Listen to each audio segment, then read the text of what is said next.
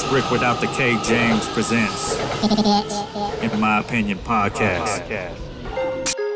Don't forget to hit the subscribe button, as well as the notification bell. Thank you for watching. You're the first person that I've actually... The only thing that I was worried about is talking to you too much, because you're the only person that I got to hang out with before I got to do this with. So I didn't want to, and I don't want to come off not genuine or nothing. You know, if anything, even when I had Ryan Davis come and be on the podcast, I was like, man, you know, I'm doing all this and hopefully somebody notices that this is all me. This is all me. I'm bringing all my own shit. I'm setting up everything. I'm begging people to get on, and this is my whole thing where I go, even if this podcast doesn't pop off for me, because I do have kids, and now that you have kids, I tell people you lose so much family time doing stand-up comedy. Oh, absolutely. And if anything, it's a catalog for my kids to look back at. Yeah, well, I told my wife that. I go, it's funny because, our podcast, I go, man, it trips me out to think that my son will have hours and hours of his mom and dad having conversations. That trips me out, right? That my son and my daughter will be able to, at any moment go, man, I want to hear mom and dad talk. Yeah. I don't have that. My parents, I don't have hours and hours of them talking about their life, I was telling Tim, I said where your kids are way younger, so that's the only thing that I may have more of is my youngest is 18, my oldest is 21. And I said, even on the way here, I saw my youngest come over. He doesn't live with me. My oldest does, right? So I saw him on my Ring camera, and I called his brother, and I was like, hey, Drew, why Sean there? I don't know. I'm about to find out. And I go, Sean, what are you doing? And he's like, oh, I need my brother to go do something for me.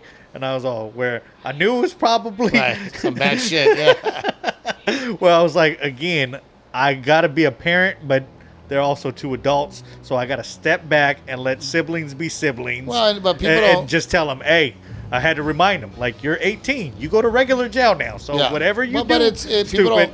People don't realize, man, you were going to be who you are by age 10. All of the raising happens from 0 to 10. Yeah. After that, because you're filling this sponge up, and then once the sponge is full, you can't take it back, right? So if your son sees you drunk or your daughter sees you drunk between the ages of 0 and 10, you can't get that back. My dad was a drunk. Yeah. Definitely. So I take being a parent very, very seriously, and I love it. And somebody asked me yesterday when I was on stage, they go, any regrets? And my only regret is not having kids sooner. Yeah. Because I love being a dad. I love raising my kids. I love being a dad. Being on the road is very, very difficult to be away from my kids. But I'm also in a position, like I tell people, I make a fuck ton of money. To provide a life that is unbelievable. Yeah, definitely. And I can bring them with me when I want, right? Because I can afford to. I can afford to do nice shit. I can afford to take them to cool cities. And, last week we're in Tampa all week. We're in an Airbnb, on a dock, fishing, hanging out. I'm on the field at the Tampa Bay game because I'm me.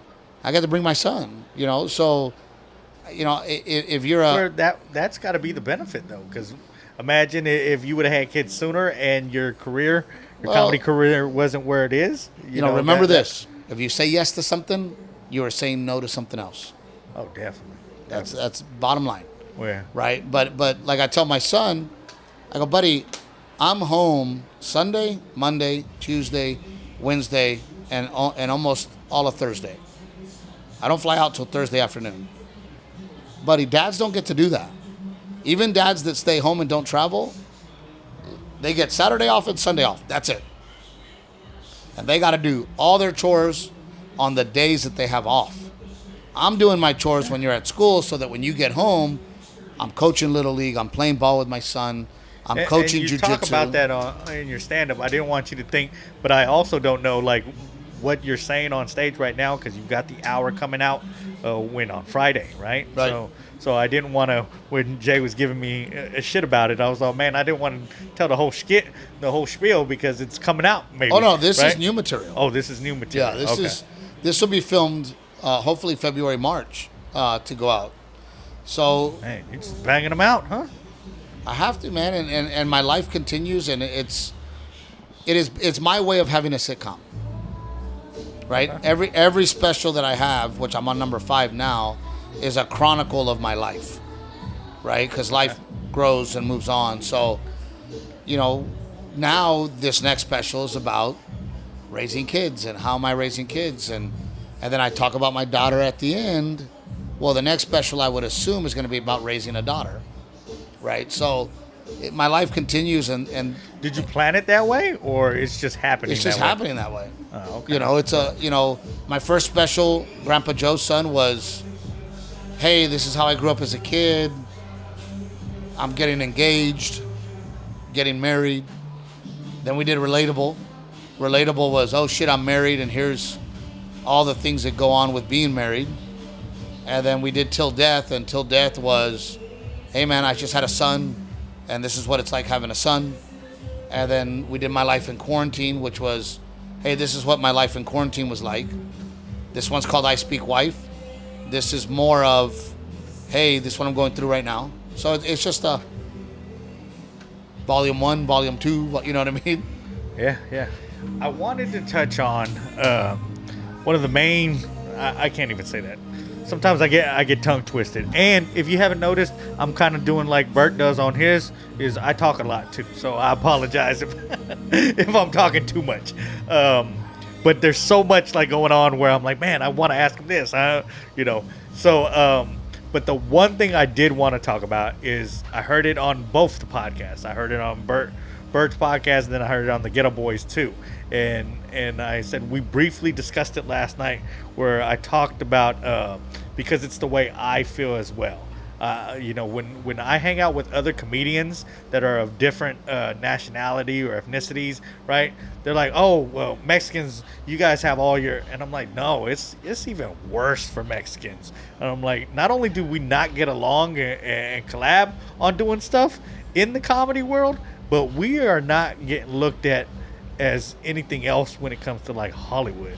And you mentioned that, and I've been quoting you a couple of times on not this episode but other episodes of my podcast, because I'm like, it's not as easy as you think it is. I did Bert Kreischer's podcast, and I talked about it, and it really made me mad that people were like, oh my God, here we go with the race thing again, and oh my God, why has he got to bring up race, and oh my God, is he going to complain? Maybe he's not talented, And it's like, no, it's not complaining, because I don't complain. I go to work and I make things happen. Every special I've done, I've produced myself. I've created my own opportunities. I will not be stopped. I refuse to be stopped. And I will make myself a career because I'm good at what I do. However, facts are facts, right? And if people were actually to look up this stuff, they would realize that the Mexican-American representation in Hollywood is despicable. And it is sad that we are only represented as the urban Latino, well, I think the inner city Latino. One of the good statistics that you used was about there's only 4 Mexicans that have, or 4 Latinos that have ever been on HBO. We're talking about regular HBO, right, back in the day. Not because right now there's a big push for HBO Latin, whatever. Max or whatever. But back in the day, HBO was the Mecca, right? Yeah. If you got an HBO special, that's the Netflix. Fucking Mecca. Before Netflix, right? Well, I mean, we can name 50 black comics. We can name 50 white comics, right? Yeah. That have been on HBO. We can only name 4. And one of them was just recently, Felipe. But it's Felipe Esparza, Paul Rodriguez, George Lopez, and Mencia. The sad part is that Lopez had to get a sitcom before he even ended up on HBO. Felipe Esparza had to film it himself and then sell it to HBO. Okay. But what's even crazier is they're all the same. They all fit the same They check off all the same boxes. Uh-huh. They're all from Los Angeles. They all have parents that came from Mexico. They're all from the ghetto. Most of them were all on welfare. It's the same. And I think it's that talking point that like was near and dear to me, and it's not to put any kind of negative coding on anybody else, but it was the fact that I always have that conversation too. Well, I tell people, when you look like this and you don't speak Spanish, I go, even Well, in my career field, I especially get the hate. But it's about representation, right? It's about, if you're a white person in America and you look at comedians and you have access to comedians on HBO or Netflix or wherever, you have comedians that represent everything it is to be white. Yeah. From the very intelligent to the redneck. Same with black, Yeah. right? Black people can look at their comics and go, it's all the perspective, right? It's from the Cat Williams to the Chris Rock, to the Richard Pryor, to the Eddie Murphy, to the, I mean. And I think you even brought it up. I asked people, I'm like, name me 5 white comics. Name me 5 black comics. Now name me 5 Latin comics and don't use George or Paul Rodriguez.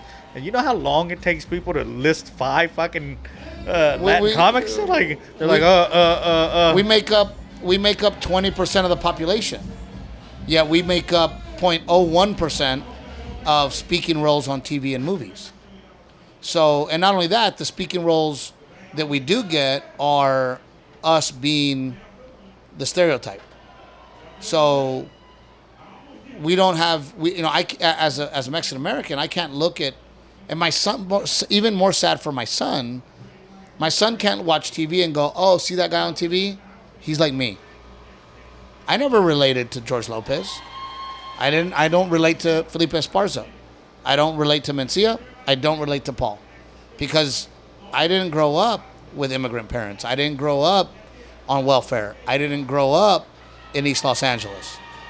So that doesn't, I don't know that's not me. But I had to make them work because that's all we had, right? Yeah. So I've always thought to myself, and it's not, Hollywood, I think, wants to figure it out. They just don't know how to. Right?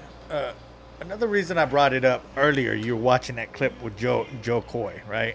One of my favorite comedians right now doing his thing. Joe's amazing. I love the fact that he's finally getting his kudos, and even more so, I love the fact that he's being vocal about certain things. And it was that clip where he talks about his mom's accent versus Jeff Foxworthy's accent. Yeah, what's the difference? Right. And that's like, and I've seen him like even tear up on podcasts talking about it because it's so upsetting. I think I told you last night. I said I've had people ask me like, "Where are you from?" "Oh, I'm from Texas." "No, where are your parents from?" "Oh, they're from Texas." "Oh, you know what I mean." And I said, I know exactly what you mean. You want me to say that I'm from Mexico is what right. you want me to say. But I tell people, I'm like, I was born here. My parents were born here. Their parents were born here. And before that, I think you even said it on a podcast too. You were like, yeah, my dad's lineage, before that, Texas was Mexico. So what are you getting at? Like I know what you're getting at. You're trying to make me feel less American, and for me, it pisses me off because I have served my country, right. and so has my dad, and I love retired Navy naval officer. So that's why when shit like that happens to me, I'm like, you're trying to make yourself feel better and more American than me. Right. Well, I just hated when I moved to town. It was, oh, awesome. You can do Mexican Monday at the Laugh Factory. You can do Taco Tuesday at the Comedy Store. You can do Richard Villa's Refried Friday on Friday. And I'm like, I don't want to do those. I'm happy to, but I want to do where everybody else goes on stage. Yeah. Why do I have to go on stage at Mexican night? Why can't I just be a comedian? I just want to be a stand-up.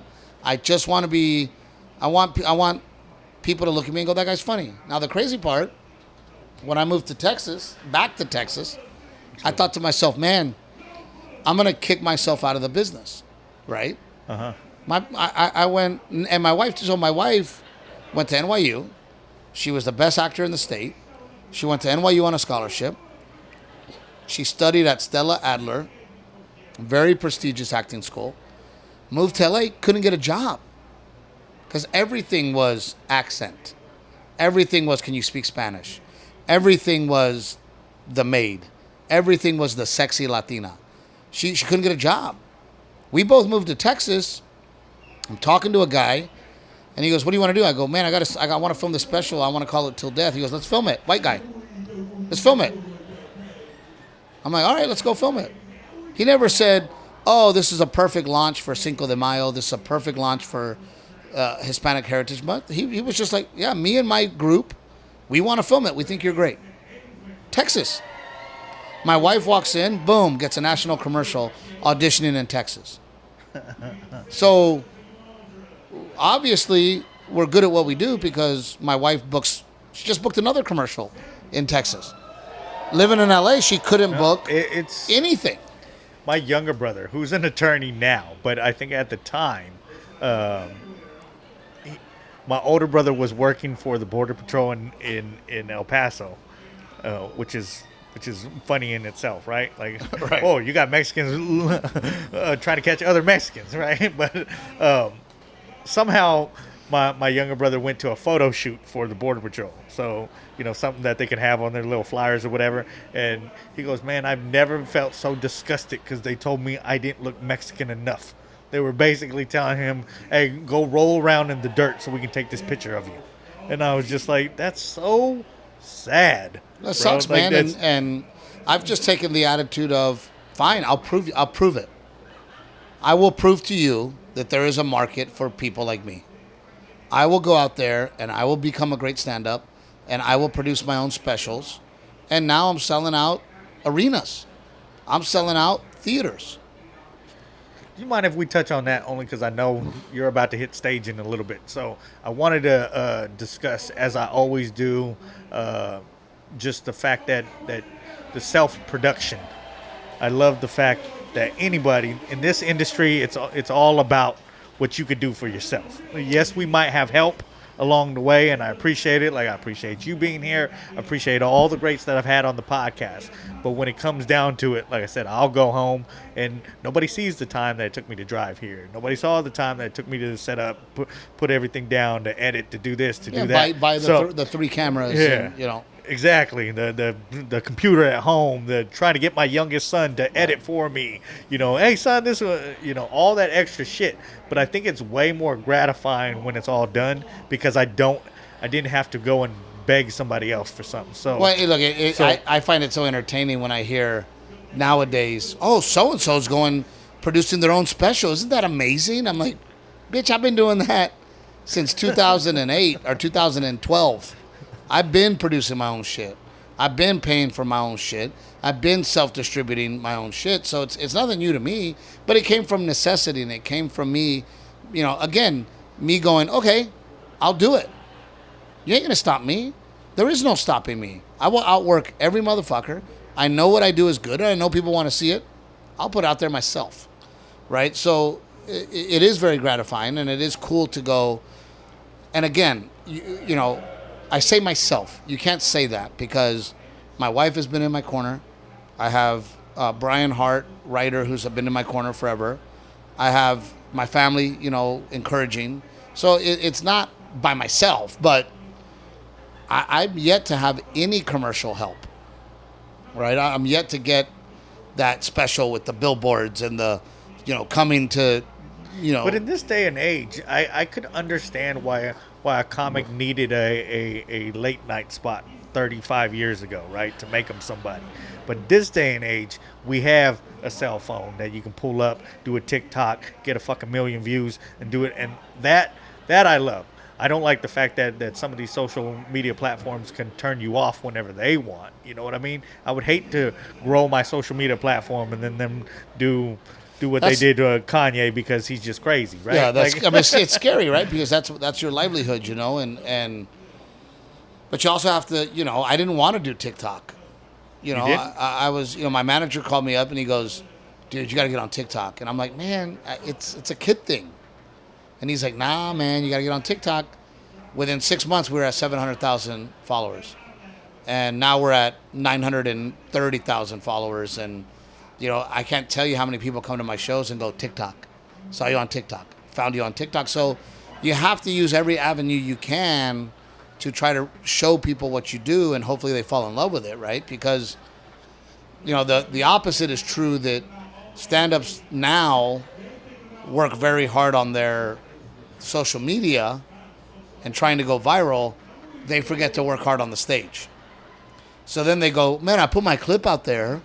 How come mine didn't go viral? Well, because you suck. Do you enjoy, because you've been doing comedy for over 20 years now, do you enjoy the fact that you're starting to see comics like Andrew Schultz is someone who I talk about a lot on this podcast? Because I'm like, I tell people, I'm like, I show people where I'm like, hey, man, you ever need a feature for the road? Like, I'm here. I'll edit everything for you. I'll do your shit. Like, because that's his part of his crew and the way they're making money. I'm like, that's the way he's showing us. He's giving us the blueprint and showing us how everybody can. Joe Rogan, right? I mean, Joe Rogan, he saw the future. And Joe Rogan, a lot of people don't know this, man. Joe Rogan was the guy from News Radio. Oh, Joe Rogan was but he wasn't the $100 million everybody fucking knows who Joe Rogan is guy. He was just the dude, the fourth guy on News Radio. He was just the host of Fear Factor. And I think he got substituted for Ray Romano or something in that show, well, right? no, he substituted Ray. Yeah, that's what I'm saying. But he would go on the road and he would do okay, but he wasn't selling fucking tickets. And he goes, no, I'm going to do this podcast. And it blew him up. He brought Tom Segura along and it blew Tom up. And then Tom brought Bert Kreischer along. So for you doing it for 20 years now, and now that you have that opportunity, has it calmed your soul to be like, cool, I'm glad that I don't have to wait on somebody else to give me the go ahead. I'm going to do it my goddamn self. Yes, and but you guys ride with me because, again, I've been here the last 2 nights and I see somebody said there's a difference between like a fan and a follower. Like I think you have the both, where a fan is going to ride with you, a follower is going to be like, oh, that's what he's doing or whatever. Now, if I'm being honest, and I try to be as honest as possible, and I also try to be open as possible. Man, I would love to get that network love. I would love to get that. I would love for Netflix to call me and go, man, Steve, we want to do a special with you. Man, I still want it. But I'm also slowly learning, do I want it? And now with the success of my podcast, with the success of me being on the road, if somebody offers me a sitcom right now, my answer is I need 10 episodes. Because I'm not going to get off the road and I'm not going to stop doing my podcast because I'm not going to come and do your bullshit pilot to get off the road. And you can't pay me enough right now. I make way too much fucking money podcasting. I make way too much money on the road telling jokes. So if you want me to come to your network, motherfucker, you better pay me. And you better give me 10 episodes because I don't need your pilot. I don't need your script deal. I can't. You can't afford me right now. So that's a good feeling, right? Of like, I don't need you, but deep down inside, I still want you. Because I am older and I grew up watching Roseanne and Tim Allen and Ray Romano and Kevin James and all these guys that were great stand-ups that got sitcoms. So you still have that like, oh, I want to do that too. But I recently, on my drive home from... Which network would you like to reach out to you? Like a newer network, like a Hulu, which is owned by Disney, or... It would have to be, right? It'd have to be a streamer because I would need 10 episodes. And network, yeah, I'd love to be on a network, of course. But again, I'm going to continue to do what I got to do to keep pushing my career forward. And now I'm in a position... If you want me to come to your show, CBS, then I got to get paid. Because if you want me to leave my family, and you want me to leave stand-up, and you want me to take a break from stand-up in my podcast and my family, I got to get paid now. Because my podcast, I walk in my podcast studio in my house, I do it, I'm with my wife, and I don't leave my house. And I make a lot of money doing it, and it's great. So it's just a different world, man, And I mean, look at Gabriel Iglesias, for example. I mean, the guy's been selling out arenas for how long? And he just got a TV show. But again, Netflix had to give him a series. Yeah. In order for him to go, okay, I'll do that, right? And then it leads to more success on the road. But I love being a stand-up. I want to be a stand-up. I'm listening to Jeff Foxworthy, and Jeff goes, he's like, I moved back. Mine and Jeff Foxworthy's story is almost exactly the same. I'm listening to him talk. He's talking about his wife. He's talking about moving to LA, trying to make it, not fitting in. Talking about going back to Atlanta, thinking to himself he's kicking himself out of the business. Got a sitcom, and he goes, I didn't like it. Because I didn't like the sitcom. They wouldn't let me write. They wouldn't let me do what I wanted to do. Because I didn't enjoy it. And I'm like, well, fuck, man. I'm a lot like Jeff. I might not even enjoy it. So I'm just going to keep moving forward. That's all I can do. Boy, Charlie Murphy, my main man, Rick James. That's the one you think, the comedian Rick James. Get up. I can't hear my neighbor crying, I can't breathe. Don't forget to hit the subscribe button, as well as the notification bell. Thank you for watching.